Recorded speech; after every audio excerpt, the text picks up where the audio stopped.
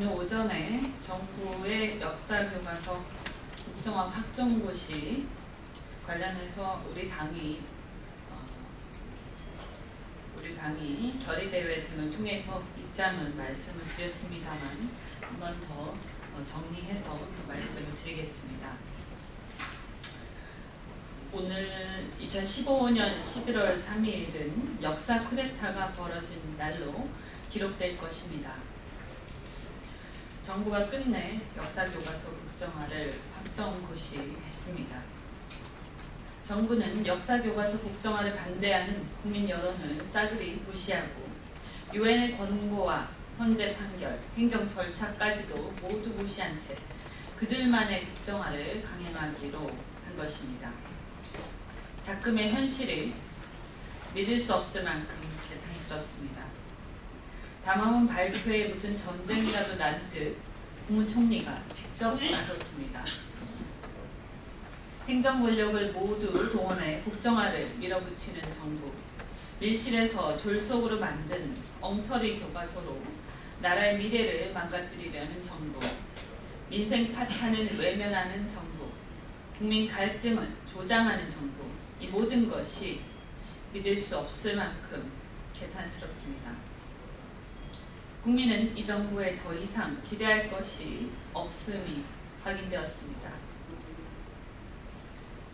총리는 담화문에서 정부 여당이 지금까지 주장했던 잘못된 내용들을 마치 사실인 양 낡은 레코드판 돌리듯 발표했습니다.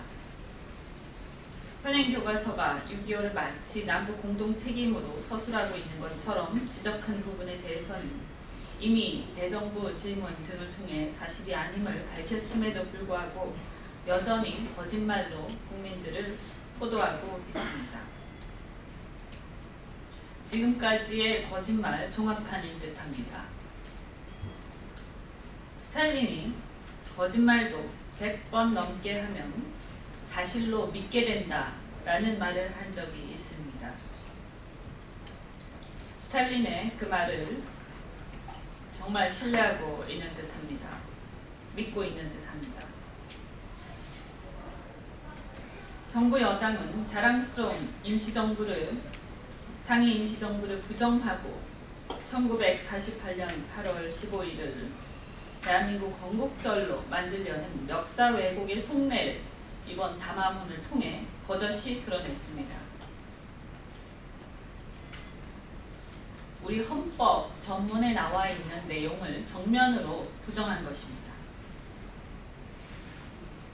북한 천안함 폭침 도발은 검정교과서 집필 기준에 담기지도 않은 내용임에도 불구하고 교과서와 집필진들을 탓하고 있습니다.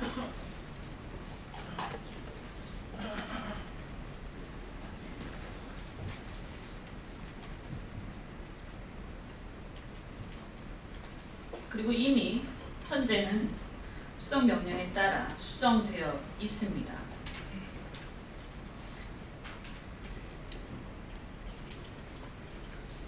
교과서 자체에서 문제를 찾아낼 수 없으니까, 트집거리가 없으니까 이제는 지도서와 문제집까지 언급하면서 본질을 벗어나고 있습니다. 편향된 사과는 좌편향 운운하는데 뭐가 편향인지 모르겠습니다.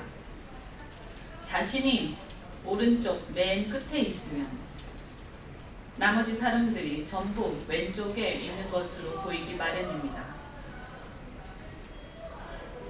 지금 정부는 오른쪽 맨 끝에 와 있는 것 같습니다. 그래서 우리 대한민국의 존경스러운 역사학자들, 역사학계의 훌륭한 분들을 전부 90%가 좌편향이다, 이런 얘기를 하고 있는 것 같습니다. 또한 집필과 관련해서 특정 집필진들이 한국사 교과서를 주도하고 있다, 이렇게 얘기하는데 어느 학계나 역량 있는 사람들이 계속 선정되는 경향이 있는 것은 자연스러운 경향입니다. 명량이 되지 않는데 일부러 인위적으로 선출할 수는 없는 것입니다. 또한 교학사 교과서를 선택했어야 한다라는 취지의 지적을 함으로써 이번 교과서 국정학 하동이 결국은 교학사 교과서와 같은 친일 독재 미화의 왜곡된 교과서를 만들고자 하는 의도임을 드러냈습니다. 교학사 교과서를 선택하지 않은 것은 학교 현장과 국민들의 뜻이었음에도 불구하고 왜 교학사 교과서를 선택해야 하는지 강요를 버젓이 하고 있습니다. 극단적인 편협성을 드러내고 있습니다.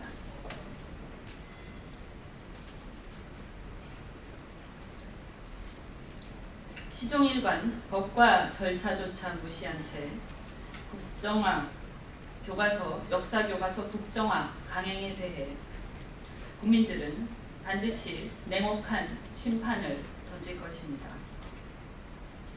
역사학계 등 우리나라의 지성인들과 함께 새정치민주연합은 국정화 강행에 맞서 끝까지 싸울 것입니다. 지금은 정부가 역사를 재단하고자 나섰지만 언젠가 머지않아 역사가 지금의 정부를 규정하게 될 것임을 잊지 말고 두려움을 가질 수 있어야 할 것입니다.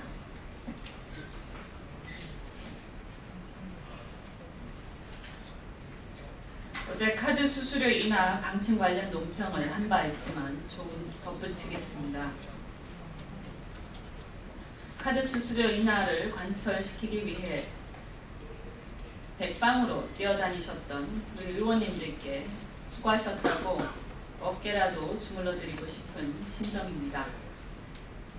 이번 카드 수수료 인하로 영세 중소 가맹점은 4,800억 원을, 연매출 10억 원 이하의 일반 가맹점들도 1,900억 원을 절감해 전체 가맹점이 총 6,700억 원의 수수료를 절감할 수 있을 것으로 예상됩니다. 경제 불황이 지속되고 있는 가운데 어려운 서민들에게는 가뭄의 단비와 같은 결과라고 생각합니다. 그러나 이번 수수료 인하 대상 중 자영업자 비중이 가장 크고 매출액에서도 40%나 차지하는 3억 내지 5억 원의 가맹점이 제외됐다는 것은 매우 아쉽습니다. 또한 체크카드 수수료율도 3억 이하 연세 가맹점에 대해서만 0.5% 인하할 뿐 일반 가맹점은 제외돼 정부가 영세 중소 가맹점 수수료 인하로 생색내고 늘어난 카드사 부담을 일반 가맹점으로 전가시킬지 모른다는 우려가 아직 남아 있습니다. 우리 당은 카드 수수료율 상한을 2%로 제한하는 등 법 제도적 개선을 통해 끝까지 노력하겠습니다. 또한 이번 달에 금융권 최고금리 인하가 법으로 정해집니다.